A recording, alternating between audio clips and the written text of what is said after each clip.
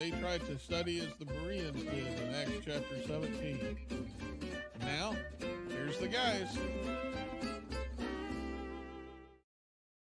Hello, and welcome back to Berean Spirits. My name is Chris Peltz. I'm the evangelist with the Southside Church of Christ in Springfield, Missouri. And we've got Josh Thornhill with the Brookmead Church of Christ over in Johnson City, Tennessee. Josh, how you doing, man? I'm doing well. I think for once we can actually have a good show today. Oh man, this is going to be the best show since the last time Richard was gone. I know. And maybe even better than Absolutely. that. Yeah.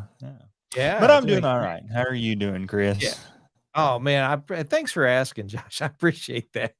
I'm doing great. Oh yeah, I'm doing really well.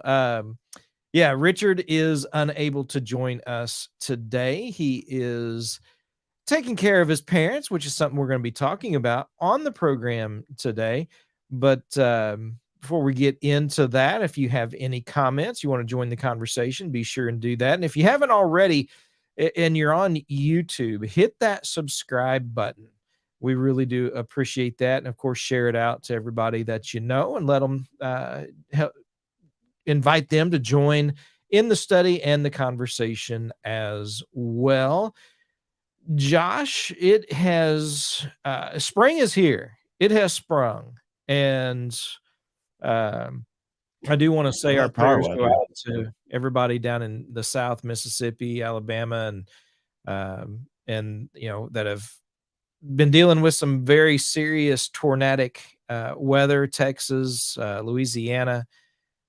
So our prayers go out to them, and of course. The school shooting that took place on Monday in Nashville. Our prayers go out to families and anyone that might have been involved in that as well. Just tragic loss of life and unfortunate that someone would target anybody claiming to be a Christian or associated with Christianity. It's unfortunate. It's sad, and I would say for this weekend to be diligent because of some of the calls that have rung out when it comes to violence and against Christians.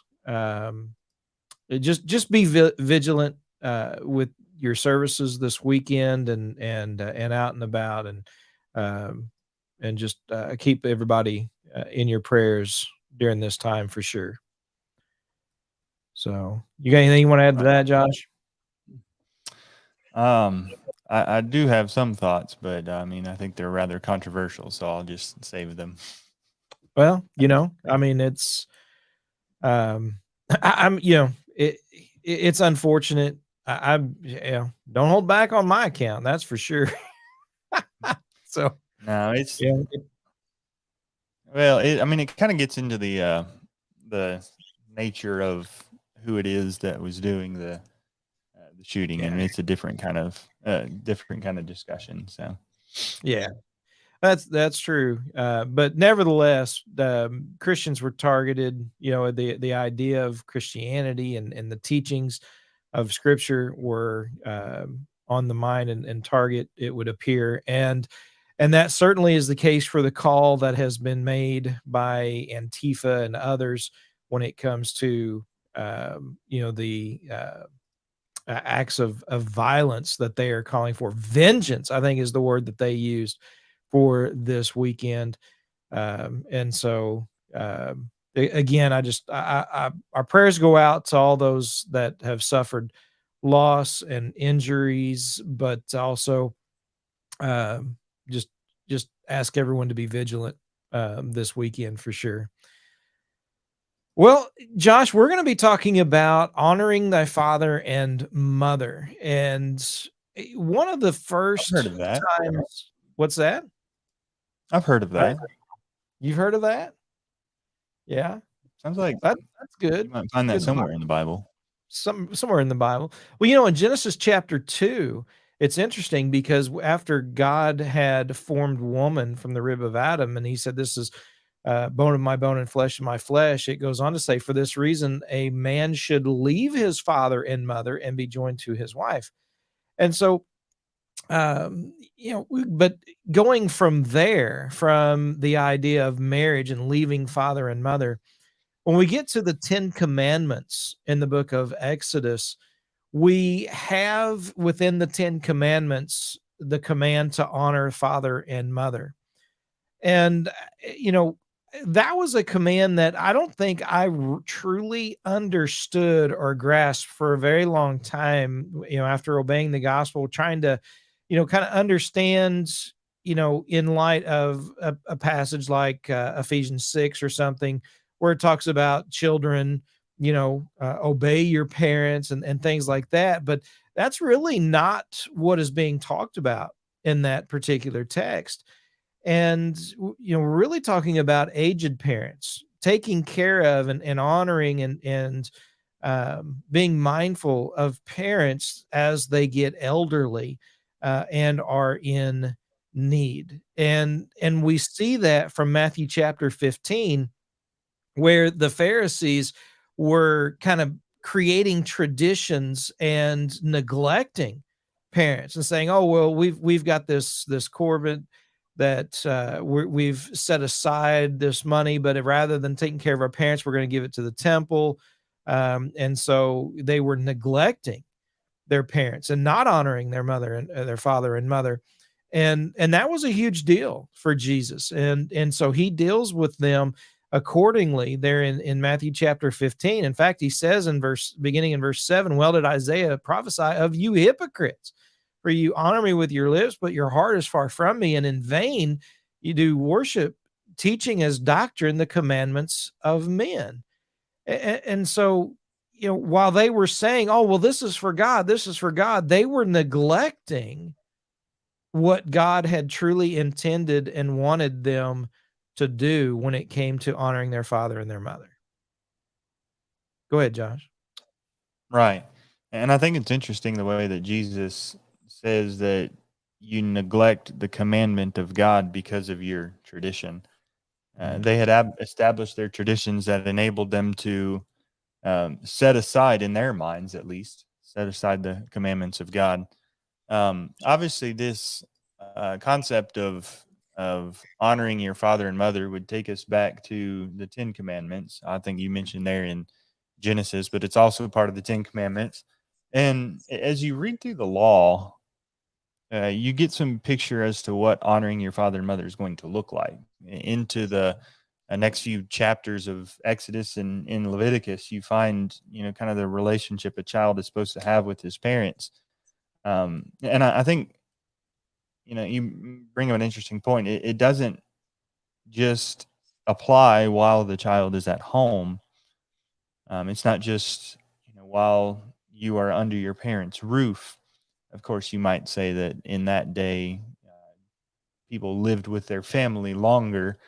Like with Joseph, the children are grown and married, and they're still living with Jacob.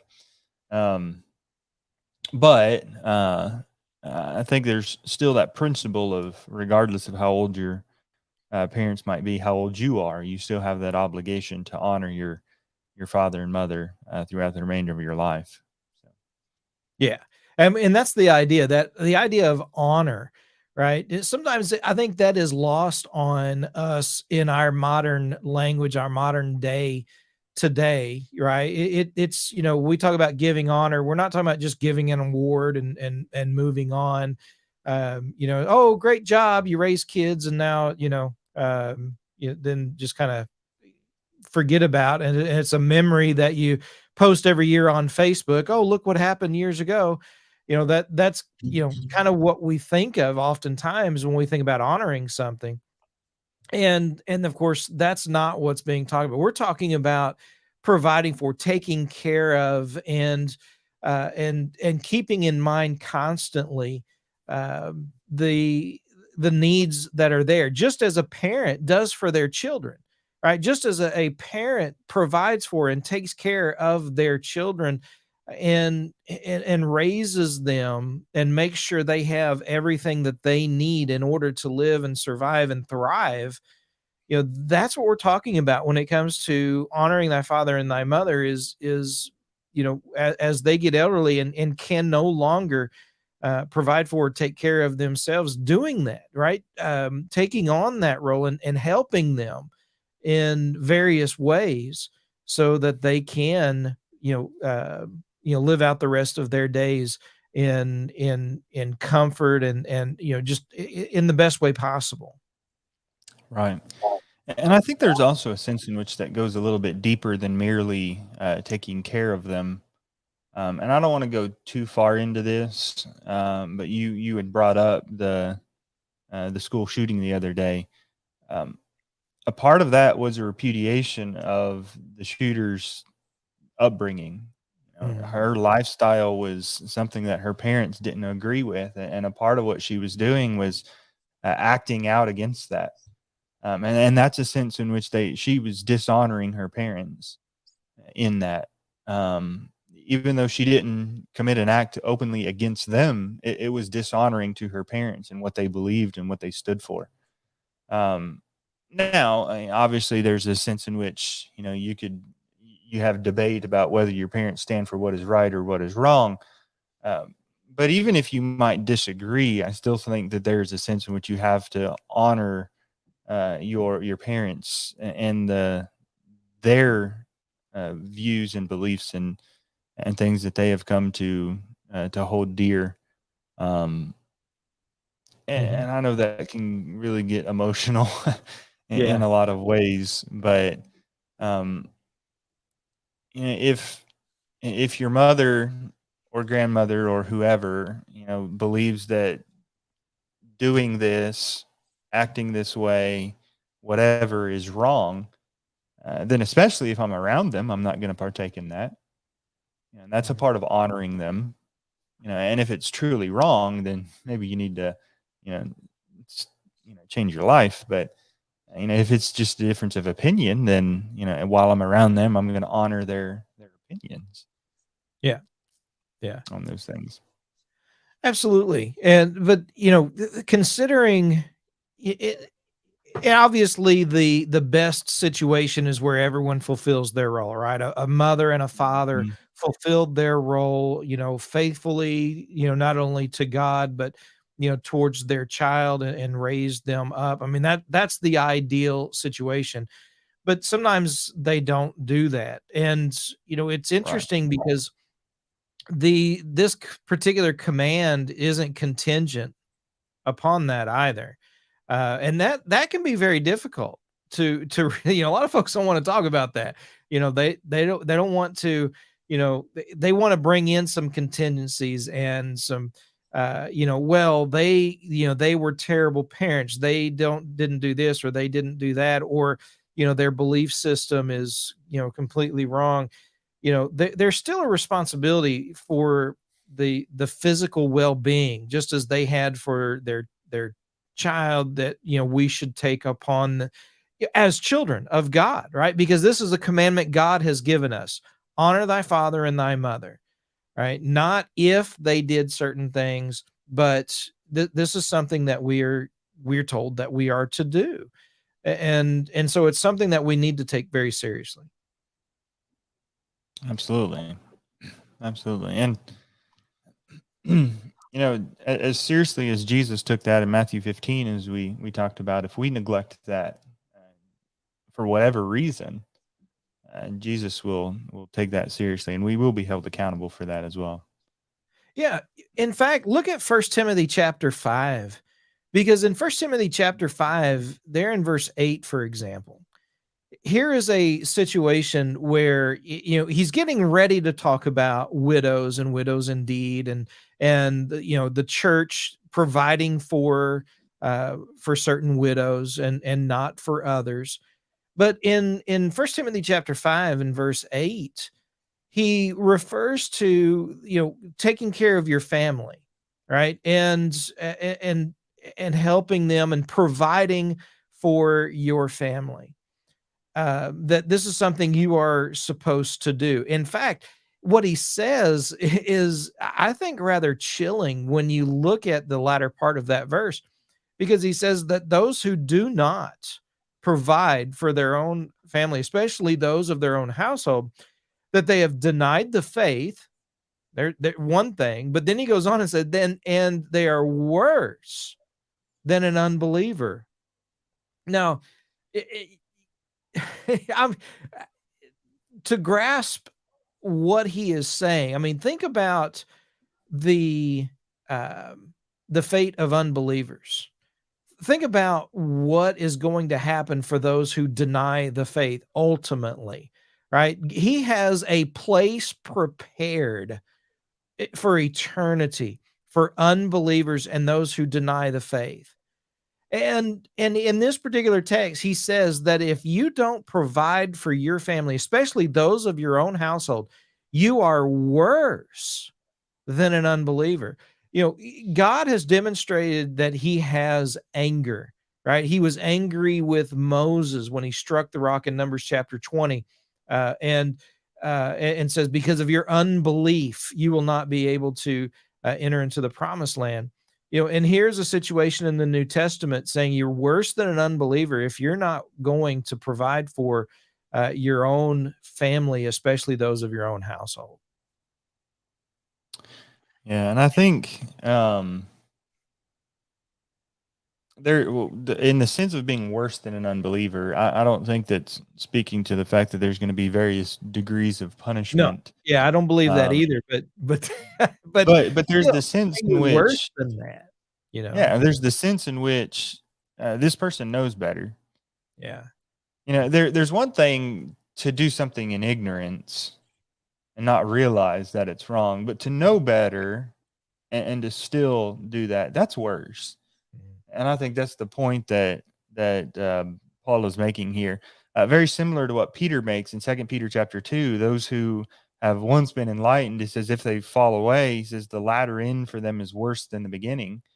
And it's not that they're going to have a worse punishment, but they have that constant knowledge that I had it and I threw it away. yeah. And so they're going to have to deal with the guilt of that throughout their entire eternity. And so I think that's the sense in which they are worse than an unbeliever. And you know, to your point, it shows how seriously God takes this. That's right. He does. He takes it extremely seriously. Absolutely. Right. So, in fact, as you go through chapter 5, and he demonstrates, first of all, he points out what is a true widow, right? One who has washed the feet of the saints, one who is, as he points out, over the age of 60 and has no family, right? Has absolutely no family. That is a widow indeed.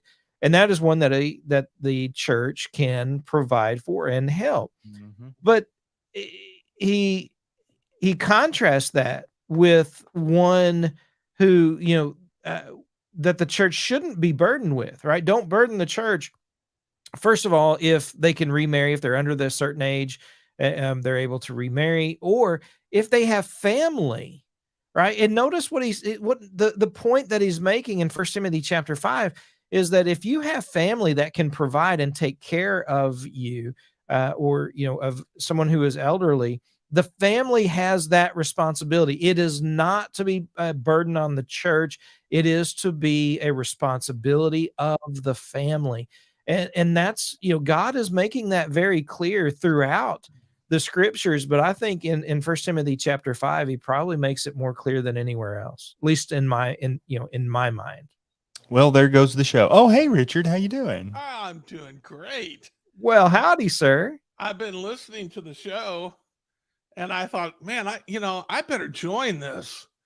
Not because you guys are doing such a bad job, but, you know, maybe it's just a good idea, right? That's where I thought he was going there, Chris. That's where I thought he was going. I thought he said he was going to say he needed to bail us out. Yeah. No, not again. You guys were doing a fantastically average job.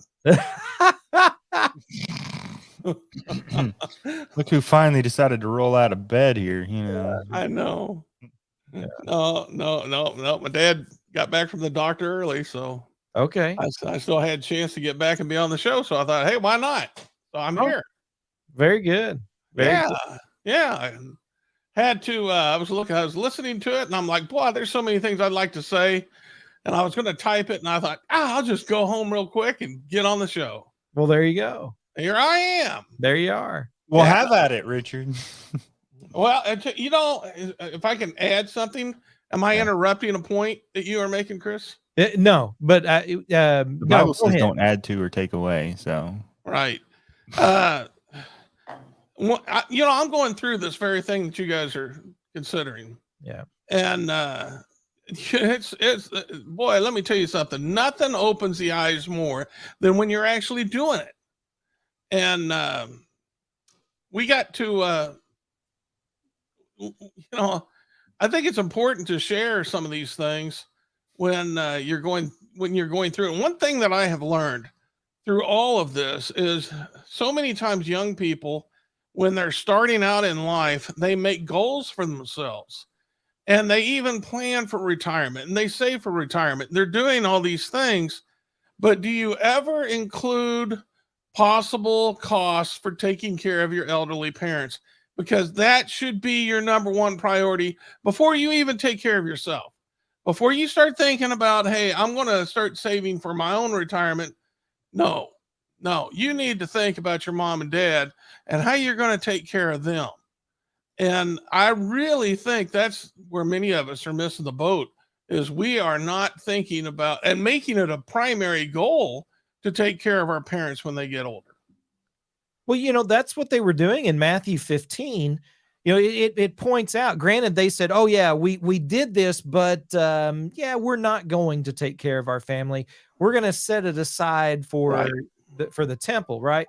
But you're exactly right, because that's what they were doing. And I think that shows us that they understood what that command was all about, right? They knew what it was about. They tried to do something different, but I think it gives us insight to truly the idea behind that particular command of honoring thy father and thy mother. Yeah. It's definitely something that everybody needs to think more about. I mean, you need to consider, you know, how are you going to take care of your parents when they get older, and start, you know, saving for that. So instead of going out and buying a boat, instead of going out and buying a brand new car, man. Yeah, start putting money away for your elderly parents, because let me tell you something, you're going to need that. Now, they may be saving and for their own retirement, and that's well said and good. But if you don't know about that, that's something you need to have a conversation with your parents about, because that's your responsibility, and you can't shirk that, not before God. I heard Chris talking about how it's worse for an unbeliever who doesn't take care of his family than it is for an unbeliever. I'm maybe misquoting that. Worse than an unbeliever. You are worse than an unbeliever. If you right. And I agree about the degrees of hell that you guys were talking about. But I think what he's trying to get at, and to me, the point is that unbelievers take care of their parents. Yeah. And you're not doing it. I mean, you guys are supposed to be believers, and you're not doing it. This is horrible. Yeah. And so, yes, we need to quit focusing on, and we talk so much about the me generation. No. When you're in Christ, it's, you know, Josh said it last week. This is the apron. We wear aprons every day. We get up and we put on an apron. How can I serve? And it's a built-in obligation for you to serve your parents when they get older. And so you need to remember that that's part of your responsibility, and you can't shirk that. You're going to have to take care of it. Now, my son, he likes to kid me, because I always ask him, I'm like, you know, you're going to take care of me when I get older, right? And he's like, yeah. What does he call it? He goes, he's going to put me in a Shady Lake Estates or something, some bad place. Yeah. So, and I definitely want to talk about that, right? And so, but if there's some more thoughts before we get to that particular point, I do want to talk about this idea, this controversy, because there's a lot of people say you should never put your parents in a home. There are others that do put their parents in a home, and so I want to get to that. I definitely want to get to that. and clear up maybe, or give some people some things to consider and think about. But if there's something else before we get to that point, we can talk. No. You go right ahead. That's something we need to address. I think so too. But Josh, do you have anything before we get to that? Other than I found something interesting with 1 Timothy 16, but I don't know that it's necessarily pertinent to our discussion. 1 Timothy 5:16. Yes. What is it? Go ahead. Growing up, it was always if any believing man or woman has widows, because I was using the New King James. But if you look in the ESV and the New American Standard, it says if any believing woman has relatives, or if any woman who is a believer has dependent widows. So it specifically emphasizes the woman. So I'm trying to figure out, what the cause for that is. And I looked up the word, and it looks like it's just believer. Obviously, it would be in a feminine sense, but it just looks like it's believer. So, it shows the actual Greek, and it shows a woman who is pointing to the word believer. So I think it's just really talking about any believers who have widows. Yeah. Interesting.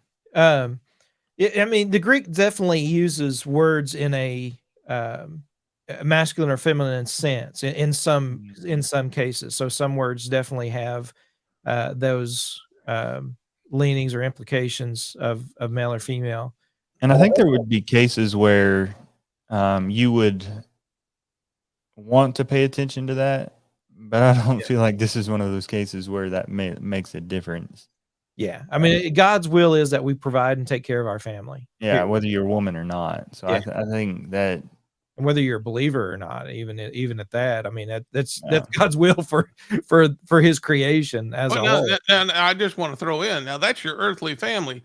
We are a spiritual family in Christ. And if I'm at church and there is a widow that's indeed, she doesn't have children, and she's destitute, then me as an individual, if I'm able, I should adopt her as my mother. And just the same way that took place on the cross when Jesus was going to be leaving his mother, he set up the two together. For John, behold, yes, mother. That's right. And we need to have that kind of same, that's part of wearing your apron, right? We look to serve. And if there's somebody that needs to be serviced, then step up, take care of that sister. She's your eternal sister. Who's going to sit there and enjoy the fruits of their labor when they know there is an elderly eternal sister that's suffering? Then she needs somebody to watch out for her. Now, that's cruel. There was growing up in California, there was a couple, an elderly couple, and the man passed away. And so his wife, a widow, by herself, very, very frail. I mean, she was in her 80s, I believe, very frail, and really just could not take care of herself. And so what we did for a while is several of the members took turns going over to her house, and, we would kind of fix her. I mean, she just had like little TV dinners and whatnot. So we'd help fix them for her, make sure she had her food, and make sure she was taken care of. And I think that was a good example of what, God's people are intended to do as they care for their brothers and sisters who are in need. Absolutely. Yeah. And I think that's exactly what 1 Timothy 5 is instructing. That the church can take care of that. The church can jump in and do that, but both as a congregation but even as Richard pointed out, eternal brothers and sisters in Christ, taking care of one another. That's what we are, called to do, and what we should do is pick up one another's burdens and do what we can to help especially when we have such a need as that. Absolutely. Can I clarify something? Yeah. Last week, Josh made the comment that some Christians go to church wearing an apron, some wear a bib, meaning that those who go to church wearing an apron are looking to serve. Those who wear a bib are looking to be served. And so that was when I brought up the apron. That was the saying that Josh had made that I was expounding on. I just wanted to you know, somebody might have heard that and thought, what's he talking about an apron for? And that's what I was meaning. I'll go ahead and interject my controversial statement. It's a different one than the one I began with, but you know, in our as Americans, you know, we're kind of raised, we're pride ourselves on this rugged individualism, and that, you know, I'll take care of myself. I don't need help from anybody. I don't need anyone else. I can go it alone. That's entirely unbiblical. We're not meant to be just spiritual loners, just off on our own, and I'll take care of myself and you take care of yourself. That's not the way God designed the church to be. We are a community. We are a family. We are to look out for one another. We're to care for one another. We're to help one another. And we need to rely on each other, and we need to allow others to rely on us. And that's the biblical pattern that you find of the church in the scriptures. And I think we have a lot of overcoming to do as far as our rugged Americanism is concerned. And I'm not entirely opposed to that. From a national standpoint, that's all well and good. But from a spiritual standpoint, we have to learn to overcome our culture to be the kind of people that God says we need to be. I want to interject something. I just want to share something that took place with my mom, and then Chris, we can get onto your point. I know you're trying to get it to, and we need to. He's itching over there. You should. Well, we need to get to that point. But a couple of weeks ago, my mother lost her sister, and I was again having to stay with her when Dad went to the doctor, and my sister took him to the doctor, and I'm staying with my mother, and she was grieving, and she had told me, you know, that she was having a problem. She didn't feel loved. And I got up and I gave her a big hug and I go, well, I love you. You know that, don't you? And she's like, yes, I do. And I go, a lot of people love you. And I go, you're just not thinking about it. Now she has suffered a couple of big strokes, so that kind of messes with her thinking. But about that same time, the doorbell rings. And she went to the door and she comes walking to me, not understanding what it was. And it was a big vase full of flowers. And it was sent to her by the brother. They go to church at the Nashville Church of Christ up here in Kansas City. And it was sent to her by the brethren that meet at that church. And it was just saying, look, we're thinking about you during this difficult time and we love you. And I opened the card up and I'm like, see here, Mom. I go, I told you a lot of people love you. Look at this. They took the time out and the expense to remember you by sending you these flowers. And she just broke down crying. It was such a sweet little thing. Yeah. Timely. Boy, wasn't that timely? Yes. Mm-hmm. Yeah. Very timely. So I want to get to the question about nursing homes and putting parents in a nursing home, bringing them into your own home, or doing your best to make sure they stay in their own home. And maybe there's other options. I don't know what necessarily that would be, but I think those are the three big considerations. Nursing homes can be assisted living to complete, what you would generally think of as nursing homes. I'm kind of lumping those together, keeping them in their own home or bringing them into your home. And in one sense, all three of them can be great options. All right. There are some who will say, no, it would be wrong to put them into an either assisted living or a nursing home, or, to take them out of their home. Right there. I've even heard that, no, you have to do everything and anything you can to keep them in their own home.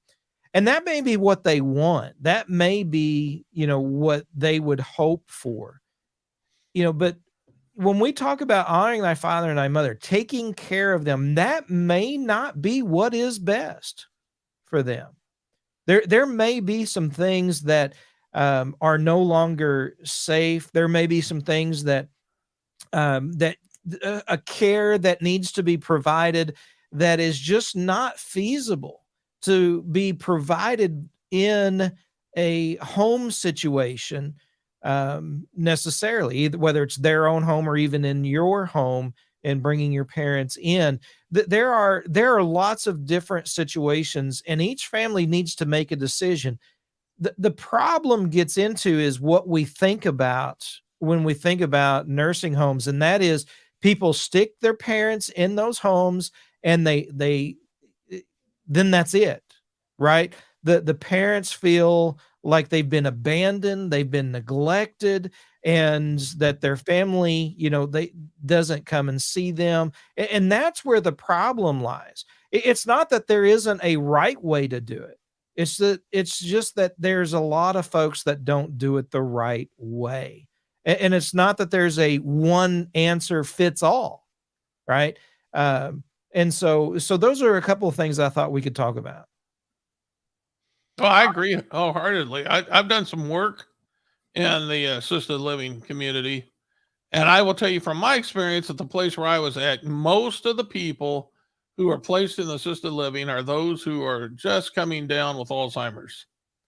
And it's really sad because what you described as people putting their parents into assisted living and just kind of dropping them off, that happens quite a bit. What they do is they sell the family farm, the estate, they sell the family farm, and they think, well, my parents not going to live that long anyway, and they put them in there.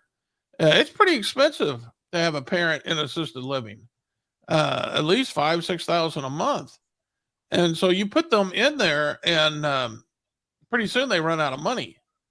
I mean, it doesn't take long to run through that money, and then you got to figure out something to do with them. But yes, and now for some Alzheimer's, listen, that's a full-time job taking care of them.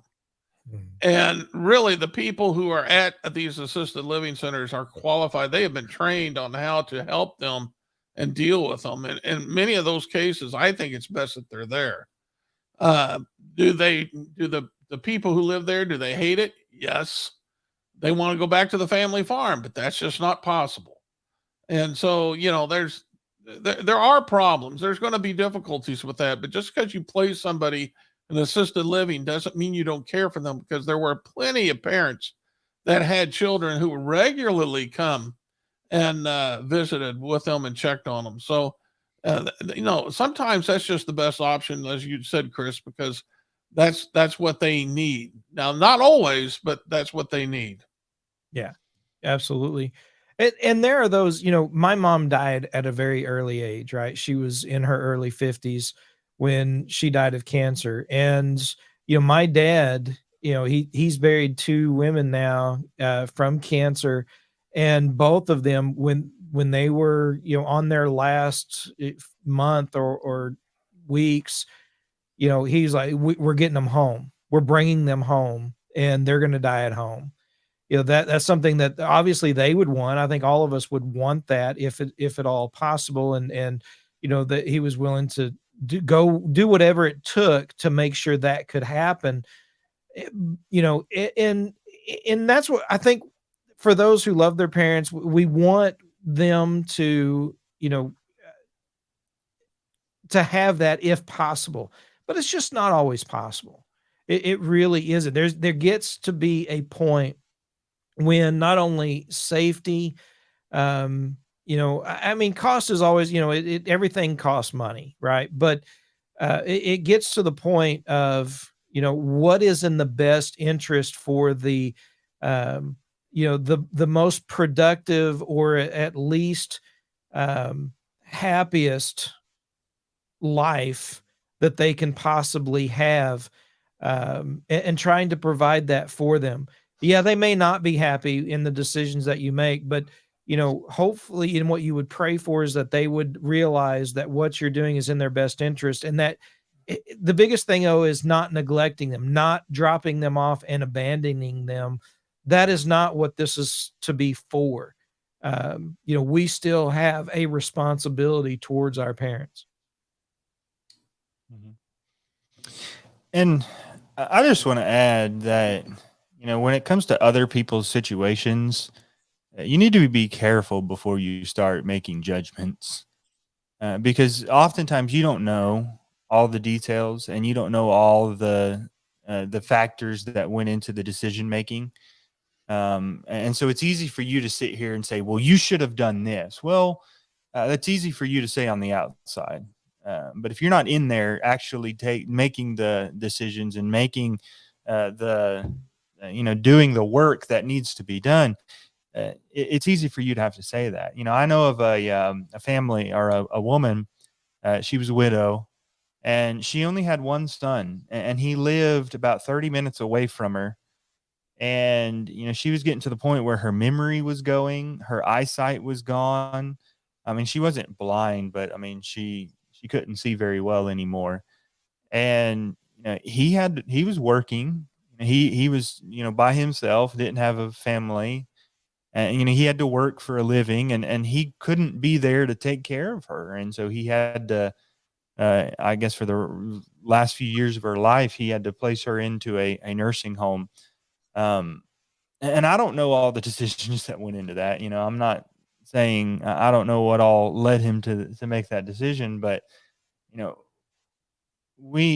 do think we need to be careful before we start being condemning of other people if they don't make the choice that we think they ought to make, because it's not our choice, number one. And number two, it's a difficult decision either way you go. And I think we need to be respectful of that fact, because I mean, is it ideal for them to come and maybe live with a child and, their children take care of them? Maybe, yeah, I think that'd probably be ideal. But I mean, that's a ton of work sometimes. I think about my grandmother who just passed away. They had to, I mean, she was up until the very last month when she had these very severe health issues. She was staying with my aunt, and it was very difficult for her to take care of my grandmother. I mean, it's hard. It's hard on these people, and I'm not saying that people are just trying to pass off that responsibility. There's a lot that goes into it. It's a hard decision, whatever you do. So I think that's a thing that we need to approach with some grace and compassion and understanding, knowing that whatever you decide is going to be hard and difficult. Yeah, but we need to make sure we understand we have a responsibility, right, to make a decision and not abandon them. That's the thing that I think is how most people view nursing homes, right? Is an abandonment, and that's not always the case. And a lot of times, especially with Christians who make that decision, that's not what's happening. That's not the case. And you're right. We don't know what all's involved in all the ins and outs, but you think about having kids, right? That's a lot of work. There are some sacrifices that need to be made. And sometimes we think, well, now it's the parents that you're taking care of. And, well, I made sacrifices for my kids, but I'm not going to make the same sacrifices for my parents. You're going to have to make that decision. But you're also going to have to answer for that decision before God. And really think about and take very seriously your responsibility when it comes to honoring your father and your mother. And are you doing what's best for them or for you? Right. I guess that gets back to that apron comment that Richard made. A lot of times the decisions we make are selfish. And, the idea of honoring thy father and thy mother is selflessness. Just as they needed to be selfless in raising kids, we're to be selfless in taking care of our parents. Well, if you were lucky enough that they gave you a good name, Proverbs 22 says a good name is to be chosen rather than great riches. So, we understand how important a good name is. And so now you have a chance at the end of their life to carry that good name on by taking care of your parents, because Josh may say that we shouldn't condemn people for the decisions they make. And that may be in certain things. I mean, it can be kind of difficult, but if you're neglecting your parents, that's going to be known of you, and that's going to hurt your good name. And guess who's watching? Your kids. What do you think they're probably going to do when you get older? They're going to neglect you. So, we need to make sure that we do honor our parents and take care of them, because of they're our parents. Yeah. Yeah, I'll help Brian pick out the Shady Acres. You get Shady Acres. That was it. Shady Acres. Yeah, he's going to put me in Shady Acres. Isn't that nice? No Oh, more man. fitting place for Richard. Yeah. Well, Josh can come visit. So, Yeah. yeah. Yeah. Because he'll still be kicking by the time I'm in there. Josh will still be out preaching somewhere. So, He may be kicking when he comes in there. Yeah, I'll be kicking Richard, you know. Oh man. All right. Well, I don't guess there's any comments. You guys didn't seem like there was any comments to bring up or point out necessarily for the program. It's just So, Chris Kramer, you know. Yeah. Just Chris Kramer. Yeah. We appreciate Chris. We appreciate everybody who tunes in and listens. Any last comments, Richard? No, that's just I'll add this. I mean, when Josh was talking about you don't know what goes into the decisions, you know, and I was just thinking, you know, sometimes those decisions are made not just by one person, but by his siblings too. And sometimes the decision may not be what you think is best. But, you know, be that as it may, you got to kind of go with the flow. You got to work with everybody. So, And you have to make the best of the decision. yeah. Yeah. Mhm. Even if the decision isn't the best, you have to make the best of the decision. I think we got somebody else. Who's Truth and Reason? Is that your dad, Josh? It's Chris. He Oh, says that's up in Chris. his first comment. You might not have the comment since you came in late, but he said, Oh, "Good I morning." see it. I see it. Okay. I see it. Truth. Oh, that's right. He does Truth and Reason. Yeah. That's right. I'm sorry, Chris. He just did that for a shameless plug, but that's okay. That's all good. All right. Josh, last thoughts? Yeah, just honor your father and mother. You know, it's important. Amen. And That's right. It is. It is very important. Folks, again, we appreciate everybody tuning in, listening. I hope you got something out of this, some things to consider and think about, and definitely know that if you're in the situation where you're having to make these difficult decisions, you're in my prayers, you're in our prayers, and but God definitely knows best, and trust in Him. You know, follow His will in all things, and it'll all work out for eternity. And that's what we're all striving for. Again, thanks for listening and tuning in. And remember to search the scriptures with Berean spirits.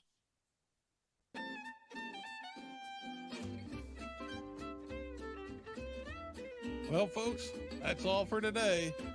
Don't worry. Lord willing, the guys will be back next week for another Bible study on Berean spirits. Until then, let the guys hear from you. Drop them some email at bereanspirits@gmail.com. They'd love to hear from you. Until next time, let's keep studying that Bible.